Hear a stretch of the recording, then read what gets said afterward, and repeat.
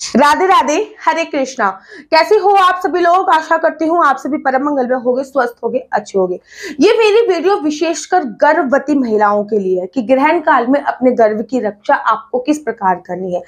देखिए, ग्रहण दो प्रकार के होते हैं, एक सूर्य ग्रहण होता है, एक चंद्र ग्रहण होता है। सूर्य ग्रहण पे सूर्य देवता हमारे जो होते हैं वो कष्ट में होते हैं। चंद्र ग्रहण में चंद्र देवता जो होते हैं वो हमारे कष्ट में होते हैं। जब भी ग्रहण काल होता है तब पृथ्वी लोक पर बहुत सारी नेगेटिविटी गिरती है और ये काल बहुत अच्छा नहीं होता गर्भवती महिलाओं के टाइम पे। मैं जब प्रेग्नेंट थी तब उस टाइम पे भी 4 ग्रहण पड़े थे और मैंने किस प्रकार सेफ्टी से अपने गर्भ की रक्षा करी और साथ ही साथ उस टाइम का कैसे मैंने यूटिलाइज किया, आज वही मैं आप लोगों को जानकारी देने वाली हूँ। आने वाले टाइम पे सूर्य ग्रहण आने वाला है जो कि 14 अक्टूबर को अमावस्या पर। सूर्य ग्रहण हमेशा अमावस्या पे ही होता है और चंद्र ग्रहण हमेशा पूर्णमासी पे ही होता है। आने वाले टाइम पे सूर्य ग्रहण है और आने वाले टाइम पे ही चंद्र ग्रहण है, अर्थात अमावस्या पे सूर्य ग्रहण है और पूर्णमासी पे चंद्र ग्रहण है। 15 दिन के अंतराल में जब भी 2 ग्रहण आते हैं तो वो देश के लिए और प्रत्येक व्यक्ति के लिए अच्छा नहीं होता है।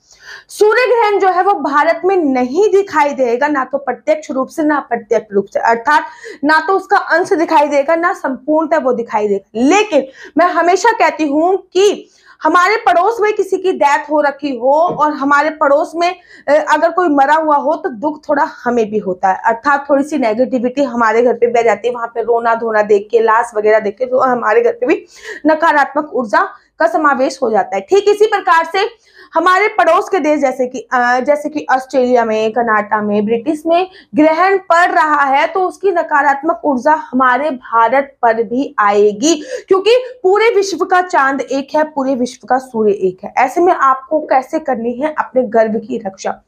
खास सूर्य ग्रहण का जो समय है 14 अक्टूबर को, वो रात को 8:30 बजे से प्रारंभ होने वाला है। रात को 8:30 बजे से प्रारंभ होगा और 2 बजे के आसपास खत्म हो जाएगा। भारत में सूर्य इस समय पे अस्त हो जाता है और भारत में ये सूर्य ग्रहण पड़ भी नहीं रहा है। और भारत में जब सूर्य ग्रहण नहीं पड़ रहा तो सूतक भी मान्य नहीं होगा। मैंने आपसे बोला ना कि पड़ोस में किसी की डेथ हो रखी हो तो सूतक वहां पे मान्य होगा, हमारे घर पे मान्य नहीं होगा। लेकिन हाँ, थोड़ी सी नेगेटिविटी जरूर और जरूर आ जाती है। लेकिन हमारे सूर्य देवता कष्ट में है तो हमारे ऊपर जो उसका प्रभाव है वो नकारात्मक पड़ना स्वाभाविक ही है। आप अपने गर्भ की रक्षा कैसे कर सकते हैं? सबसे पहले आप अपने गर्भ पे चंदन का लेप अवश्य लगा लीजिए। 8:30 बजे से पूर्व ही आप अपन, चाहे ग्रहण पड़ रहा हो, इंडिया में ना पड़ रहा हो, लेकिन तब भी आपको अपने पूरे गर्भ पे अर्थात पूरे पेट पे चंदन का लेप आपको अवश्य लगाना है। चंदन ना हो तो गेरू आता है, मैंने गेरू का लेप भी लगाया था, चंदन का लेप भी लगाया था।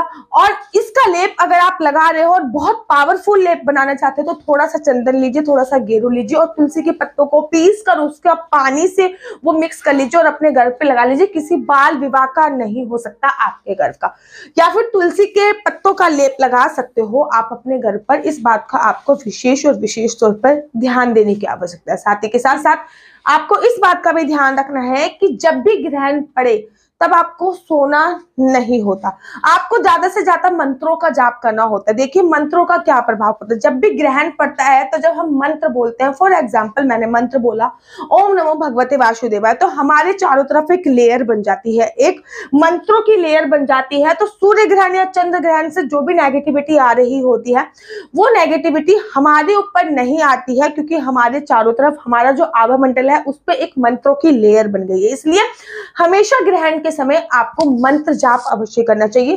चंद्र ग्रहण के समय भगवान शिव से संबंधित मंत्रों का जाप करना चाहिए। सूर्य ग्रहण के समय विष्णु भगवान और सूर्य भगवान से संबंधित मंत्रों का जाप किया जा सकता है। चंद्र ग्रहण के समय आप ओम नमः शिवाय का जाप कर सकते हैं और सूर्य ग्रहण के समय आप गायत्री मंत्र हो गया या फिर ओम नमो भगवते वासुदेवाय का आप लोग जाप कर सकते हैं। साथ ही के साथ आपको इस बात का भी ध्यान रखना है कि आपको ग्रहण के समय सोना नहीं होता है। ग्रहण के समय आपको पृथ्वी शयन करना होता है, शयन भी नहीं करना तो पृथ्वी पर बैठना होता है, बेड पर बैठना भी नहीं होता है।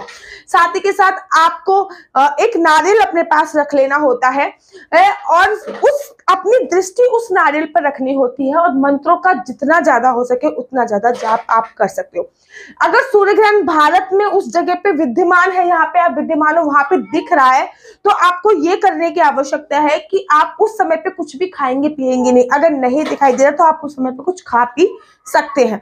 अगर आप गर्भवती हैं, बुजुर्ग हैं या बच्चे हैं। लेकिन अगर ये नियम आप पे लागू नहीं होता, अगर आप यंग हैं और तो आप 8:30 बजे तक खाना खा लीजिए किसी भी कीमत पर, ठीक है ना। अगर आप गर्भवती हैं तो आप खाना खा पी सकते हैं 8:30 बजे, अगर सूर्य ग्रहण या फिर चंद्र ग्रहण उस जगह पे दिखाई नहीं दे रहा जिस जगह पे आप है।